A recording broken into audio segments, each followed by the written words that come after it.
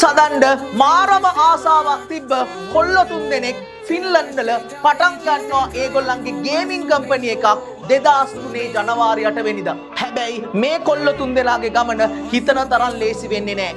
2003 ඉඳන් 2005 වෙනකන් අවුරුදු දෙකක් තිස්සේ ගේම්ස් හදනවා එක ගේම් එකක්වත් ග්ලෝබලි හිට් වෙන්නේ නැහැ. ෆයිනෑන්ෂලි බිඳුවටම වැටිලා තියෙන වෙලාවකදී 2005 ජනවාරි මාසේ ඉන්වෙස්ටර් කෙනෙක් ඇවිල්ලා මේගොල්ලන්ට සල්ලි දීලා මේගොල්ලන්ව බේර ගන්නවා වාසනාවකට. ඊට පස්සේ වෙනදටත් වඩා ගැම්මෙන් ගේම්ස් හදන්න පටන් ගන්නවා. පළවෙනි ගේම් එක හදනවා, දෙවෙනි ගේම් එක හදනවා, තුන්වෙනි ගේම් එක හදනවා.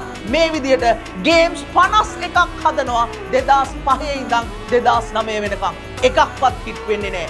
අන්තිමට ඒගොල්ලන්ගේ ඉන්වෙස්ටර් කියනවා 52 වෙනි ගේම් එක තමයි ඕගොල්ලන්ට දෙන අන්තිම chance එක.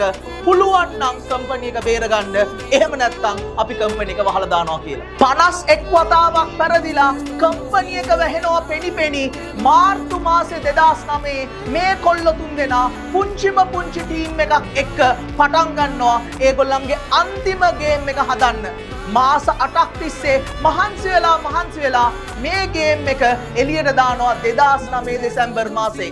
මෙන්න මේ අන්තිමට හදපු ගේම් එක තමයි රටවල් 68ක 2010 අංක 1 ගේම් එක බවට පත් වෙන්නේ.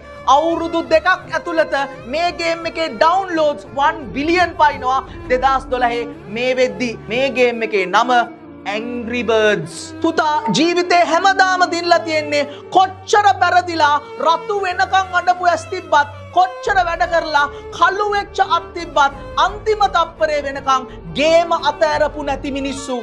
අන්න එහෙම මිනිස්සෙක් වෙන්න පුතා.